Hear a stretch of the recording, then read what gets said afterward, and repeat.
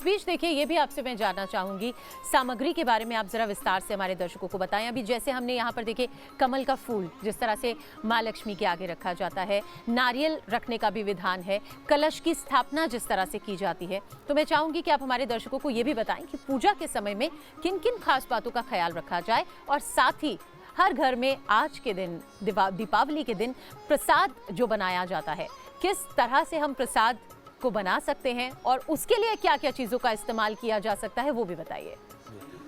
किमी जी देखिए, मैं आपको बतलाता हूँ कि सर्वप्रथम सनातन पद्धति में सर्वप्रथम वैदिक नियम है कि गणेश पूजन करना चाहिए जी। गणेश के साथ में भगवती माता लक्ष्मी का पूजन करना चाहिए। लक्ष्मी और गणेश ये दोनों माँ बेटे का पूजन है, ये ध्यान रखें। माँ बेटे का पूजन करना है। साथ में लक्ष्मी के जो मैनेजर है, धनाध्यक्ष, उनका नाम है कुबेर, जो भगवान शिव के अनन्य भक्त हैं, तो कुबेर का पूजन भी करना चाहिए। संभव है तो आप प्रतिमा स्थापित करें, अन्यथा चित्र में भी स्थापित कर सकते हैं, अथवा स्वर्ण की निर्मित प्रतिमा भी स्थापित कर सकते हैं। सुपारी में जिस प्रकार मैंने बताया, अन्यथा यंत्र में देखिए, यंत्र, मंत्र और तंत्र, यह तीन पद्धतियां हैं कर्मकांड की। तो यंत्र में पूजन करना बेहद लाभकारी होता है। कुबेर यंत्र आपके पास होना चाहिए, लक्ष्मी यंत्र आपके पास होना चाहिए। पंचामृत के द्वारा इनका पूजन किया जाता है, प्राण प्रतिष्ठा की जाती है। उसके बाद पंचोपचार, षोडशोपचार पूजन किया जाता है। कलश की स्थापना नितांत आवश्यक है। कलश में आप पवित्र तीर्थ का जल भरें, उसके ऊपर नारियल की स्थापना करना है, पंच पल्लव लगाना है, नारियल को लाल वस्त्र अथवा पीले वस्त्र से वेष्टित लपेट करके रखना है, और साथ में उसके अंदर पंचरत्न इत्यादि भी डालना है।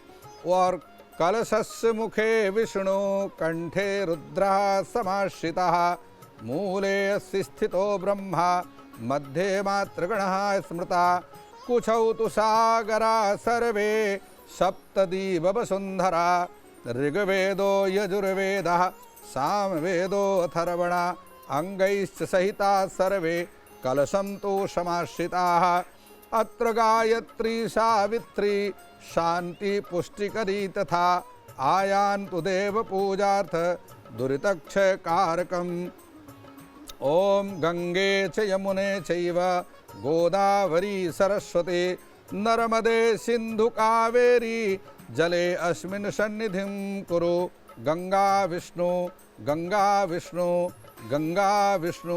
इस प्रकार से उच्चारण करते हुए कलश में तीर्थों का आवाहन करना है, और इसके साथ ही पंचोपचार से पूजन आरंभ करना है। लक्ष्मी की पूजन के लिए सबसे महत्वपूर्ण है खील और बतासे जी, यह बहुत महत्वपूर्ण है।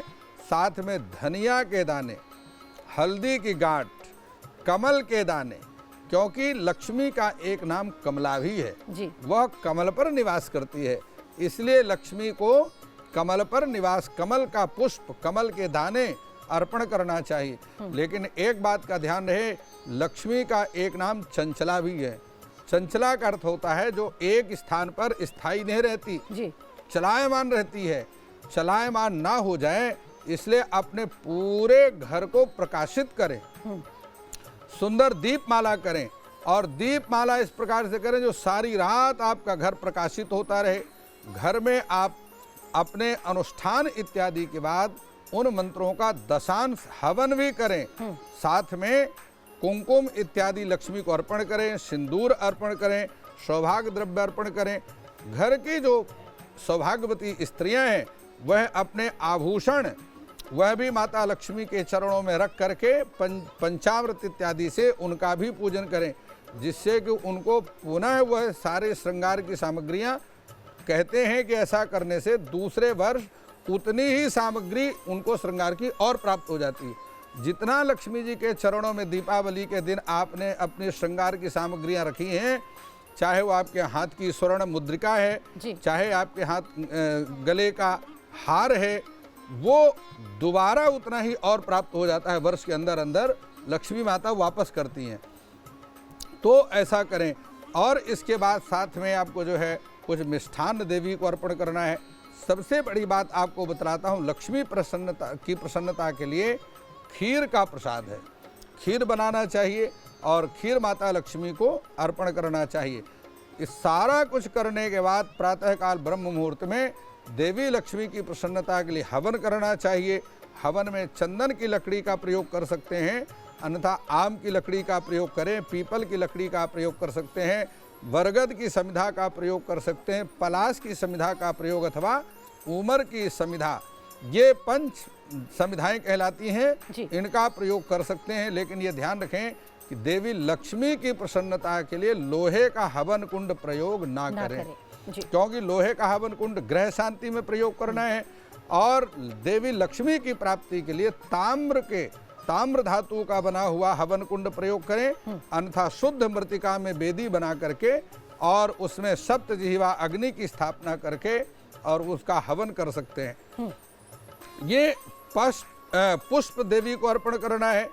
कमल का पुष्प अत्यंत प्रिय है, अन्यथा रक्त वर्ण के पुष्प देवी को अर्पण करें और इसके साथ ही फल देवी को अर्पण करें। ये सारा कुछ करने के बाद क्षमा स्तोत्र क्षमा मांगना है कि मंत्रहीनम क्रियाहीनम भक्तिहीनम सुरेश्वरी यत् पूजितम मया देवी परिपूर्णम तदस्तु मे। आवाहनम न जानामि विसर्जनम पूजां चैव न जानामि क्षम्यतां जगदीश्वरी। यदक्षरं पदं भ्रष्टं मात्राहीनं च यद्भवेत् तत्सर्वं क्षम्यतां देवी प्रसीदत् परमेश्वरी। इस प्रकार से क्षमा याचना करना चाहिए। और सबसे अंत में लक्ष्मी की आरती के बाद परिक्रमा करना चाहिए। यानि कानि च पापानि जन्म जन्मांतर कृतानि च तानि तानि प्रणश्यन्तु प्रदक्षिणम पदे पदे। एक एक परिक्रमा करते समय एक एक कदम में और जन्म जन्मांतरों के पाप नष्ट होते रहते हैं। तो ये सारा कुछ करने के बाद देवी को दंडवत प्रणाम करके और अपने मन की अरदास देवी के चरणों में लगाना चाहिए। ये ध्यान अवश्य रखें। लक्ष्मी की प्राप्ति के लिए लक्ष्मी पूजन में संकल्प अवश्य करना है और संकल्प में अपने नाम और गोत्र का उच्चारण भी करना है। पंडित जी, साथ ही देखिए